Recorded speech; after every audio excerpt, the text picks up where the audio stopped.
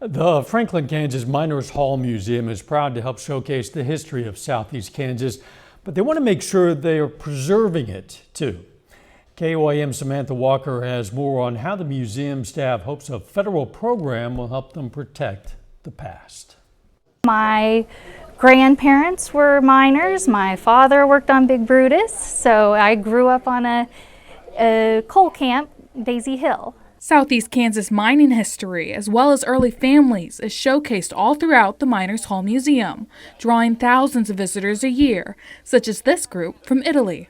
Susan Bester helps walk visitors through all the different displays, helping to answer any questions they may have. It's really rewarding, especially when someone finds a name in the library or find what they did and what the day-to-day things were for the family. People are always excited when they discover, and it might be good, it might be bad, you just never know.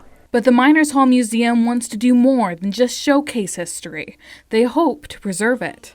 That's why museum staff applied for the Collection Assessment for Preservation program, also known as CAPS, a federally run program that helps different sites learn what steps they can do to improve their preservation efforts. Only 71 sites were chosen across the country. It's an assessment program, and it will help us evaluate our museum and what we're doing correctly, what we're doing incorrectly. It will give us some guidance, and we were very excited to be accepted for that program.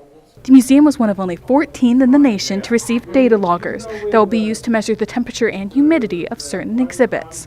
Museum staff say the information they learn from these data loggers will help tell them what steps they may need to take to help preserve certain artifacts. There's so many things that go along with preserving the artifacts, that whether it's temperature, whether it's the lighting, there's just a lot that goes into it. It's just not, you don't just put a name on something and stick it on a shelf. And each item, whether it's paper, cloth, whatever it is made of, requires some different type of care. And the museum staff say their acceptance into the program couldn't have come at a better time as they plan for an expansion of the site. This will give us a lot of guidance in what we need to do and plan for in that new building by showing us what we're doing correctly and incorrectly currently.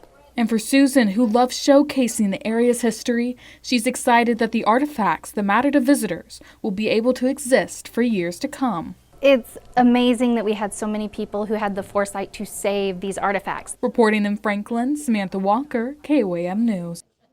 The Miners Hall Museum staff say they hope to receive a final report on the results of the program in the beginning of next year.